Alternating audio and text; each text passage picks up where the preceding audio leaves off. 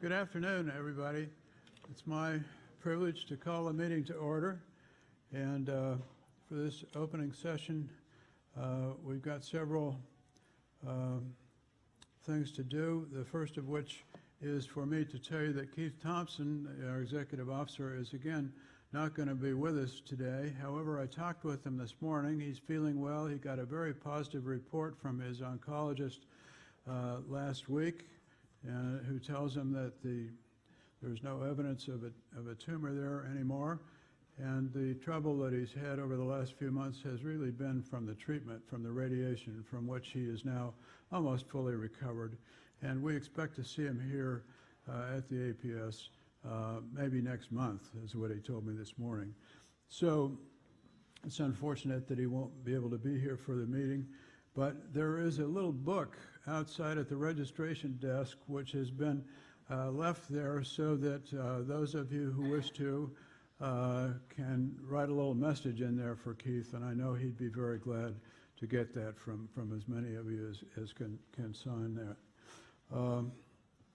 The other thing I should say is that something new for the Society is that John Friedman, one of our members and a very well-known painter, has given us some sketches that he made over the years of members of the Society, including his father, who was also a member of the Society. And they are in the room in back, and they're beautiful sketches, and I urge all of you to take time to go back and take a look at them. With that, we will begin, as usual, with the necrology. And so please stand while the members' names are read whose deaths we have recorded since the last meeting. We will follow the reading with a moment of silence. James S. Ackerman, on December 31st, 2016, at age 97, elected in 2000. Joyce Appleby, on December 23rd, 2016, at age 87, elected in 1994. Kenneth J. Arrow, on February 21st, 2017, at age 95, elected in 1968. Georges Vandelier, on October 5th, 2016, at age 95, elected in 1976. William T. Coleman, Jr., on March 21st, 2017, at age 96, elected in 2001. Sidney Drell, on December 21st, 2016, at age 90, elected in 1987. Mildred S. Dresselhaus, on February 20th, 2017, at age 86, elected in 1995. Mary Maples Dunn, on March 19th, 2017, at age 85, elected in 1999. John R. Evans, on February 13th, 2015, at age 85, elected in 1999. Eugene Garfield, on February 26th, 2017, at age 91, elected in 2007. Albert Henrich, on April 16th, 2017, at age 75, elected in 1998. George Klein, on December 10th, 2016, at age 91, elected in 1979. Peter Carey Knoll, on December 26, 2016, at age 88, elected in 1993. George A. Olo, on March 9th, 2017, at age 89, elected in 2001. Ludo Rocher, on November 2nd, 2016, at age 90, elected in 1990. Vera C. Rubin, on December 25th, 2016, at age 88, elected in 1995. Elwyn Laverne Simmons, on March 6, 2016, at age 85, elected in 1996.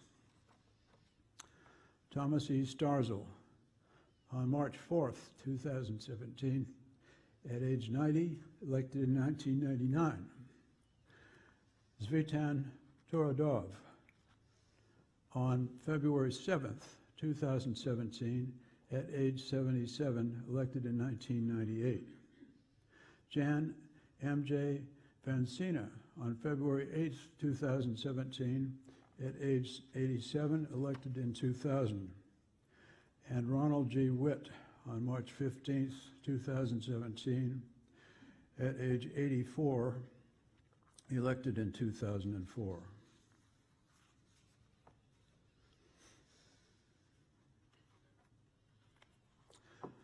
Thank you. We'll now go on to some inductions of new members. And to substitute for Keith Thompson in reading about the new members, Linda Greenhouse will do that in her role as Vice President shortly before she assumes her role as President. This is a tryout? Will Dr. Paul DiMaggio please come forward to the President's desk to sign the roll book and then receive a formal welcome from the President. Mr. President, I have the honor to present Paul DiMaggio, Professor of Sociology at New York University and A. Barton Hepburn Professor Emeritus of Sociology and Public Affairs at Princeton University. Paul DiMaggio has made seminal contributions to multiple fields: organizations, networks, economic processes, cultural analysis, cognitive sociology, the study of inequality, and the new information technology, and more recently, the application of new quantitative methods to study cultural change. As a result, his work serves as a crossroads for ideas, joining culture and cognition, culture and economic sociology, institutions and culture, and the internet and inequality. In multiple articles and books, he has studied, among other topics, the social production of art, the impact of social networks on consumption, the diffusion of organizations, mechanisms that increase intergroup inequality, and the contributions of cognitive psychology to the sociological study of culture. His 1983 paper, The Iron Cage Revisited with Walter Powell, is the most widely cited article in the history of sociology's flagship journal, the American Sociological Review. By the authority and in the name of the American Philosophical Society, held at Philadelphia for promoting useful knowledge, I do admit you a member thereof. Congratulations.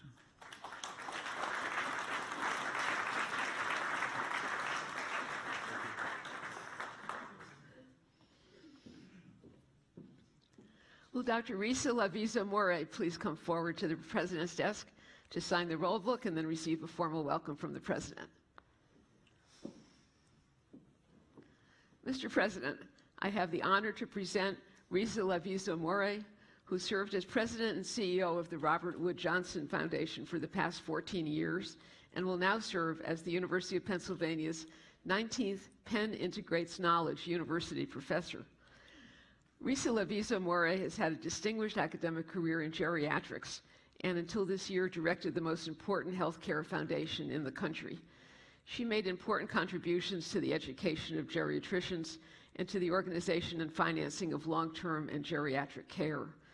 She worked at the interface of clinical medicine, business, and federal policy with the goal of increasing access and quality of care for the nation's vulnerable populations, particularly the elderly and minority populations.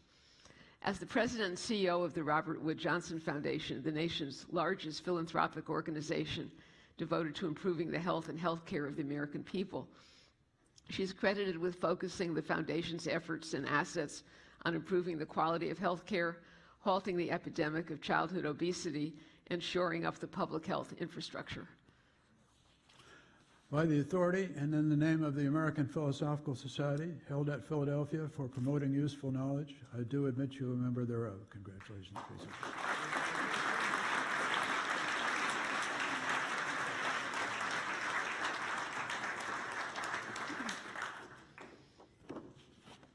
Will Dr. Gregory A. Petsko please come forward to the President's desk to sign the roll book and then receive a formal welcome from the President.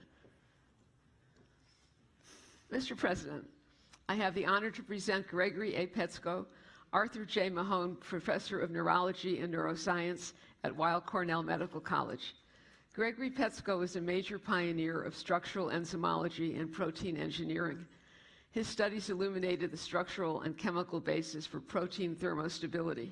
His investigations of enzyme catalytic mechanisms and the role of protein dynamics in protein function produced seminal insights in both structural biology and biophysics, laying the groundwork for much of our current understanding of the origins of the catalytic power of enzymes. He also developed many of the widely used methods to trap enzyme intermediates for direct structure determination by X-ray diffraction. More recently, he's created the new field of structural neurology, which employs the tools of genetics, biochemistry, and structure-based drug discovery to find new targets and treatments for neurological disorders, such as Alzheimer's and Parkinson's diseases. By the authority and in the name of the American Philosophical Society, held at Philadelphia for promoting useful knowledge, I do admit you a member thereof. Congratulations.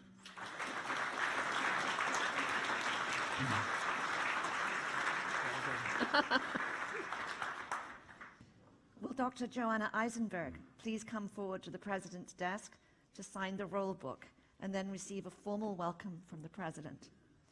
Mr. President, I have the honor to present Joanna Eisenberg, Amy Smith Berylson Professor of Materials Science, Professor of Chemistry and Chemical Biology, Director of the Kavli Institute for Bio-Nanoscience and Technology, and founding core faculty and platform leader of the Wyss Institute for Biologically Inspired Engineering at Harvard University.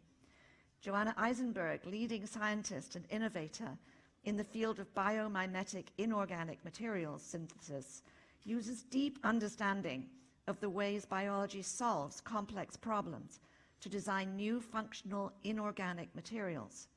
She has identified multifunctional properties of biological organisms, using those findings to replicate nature's tricks in new materials, devices, and nanofabrication strategies.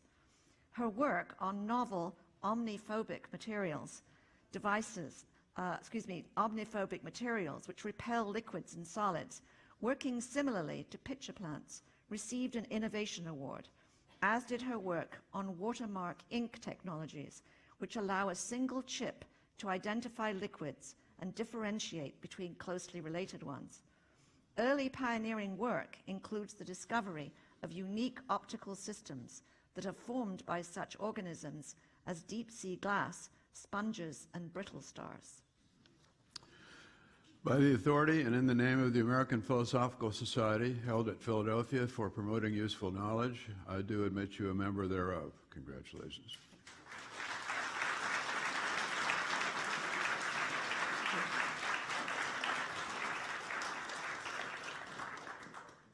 Will Dr. James B. Hartle please come forward to the President's desk to sign the roll book and then receive a formal welcome from the President?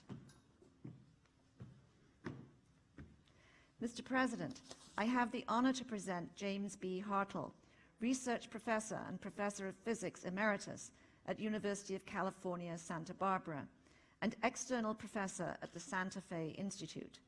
James Hartle is one of the deepest thinkers in the field of quantum gravity, as well as that of the foundations of quantum mechanics. After important work in relativistic astrophysics, Hartle and others pioneered the modern approach to reconciling Einstein's theory of general relativity with quantum mechanics.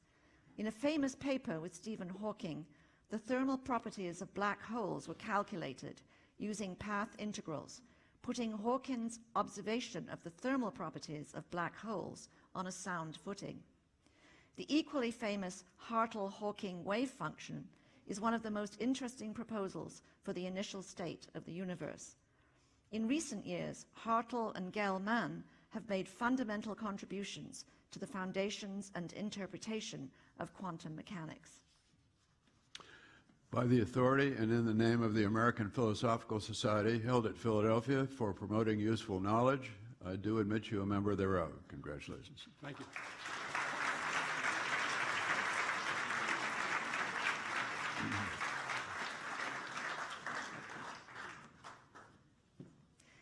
Will Dr. Eric Knudsen please come forward to the President's desk to sign the roll book and then receive a formal welcome from the President?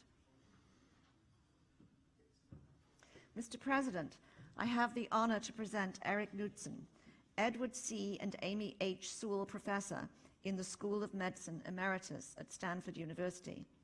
Dr. Knudsen studies mechanisms of attention and strategies of information processing in the central nervous system of birds, barn owls, and chickens, using neurophysiological, pharmacological, anatomical, and behavioral techniques. He's carried out coherent and systematic studies of vision and action to show that the visual system calibrates the map of auditory space in the owl's brain. His incisive experiments identified the anatomical and physiological changes associated with this form of supervised learning. Thus, the brain creates an auditory space map in order to conform to the same coordinate system that the visual system uses. He used the map to explore the mechanisms by which the auditory map is calibrated during ontogeny and identified the site of plasticity for this process. By the authority and in the name of the American Philosophical Society, held at Philadelphia for promoting useful knowledge, I do admit you a member thereof. Congratulations.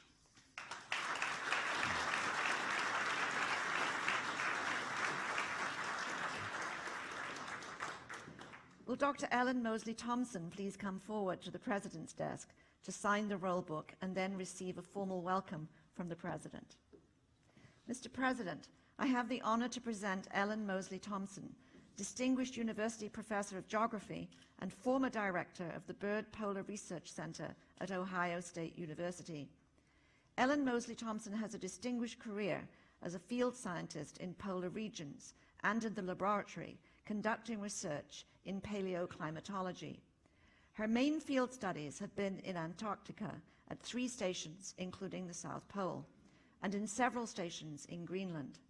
She's been responsible for both planning and executing extensive field programs and carrying out the scientific work on returned ice cores, both those obtained by her and other field parties.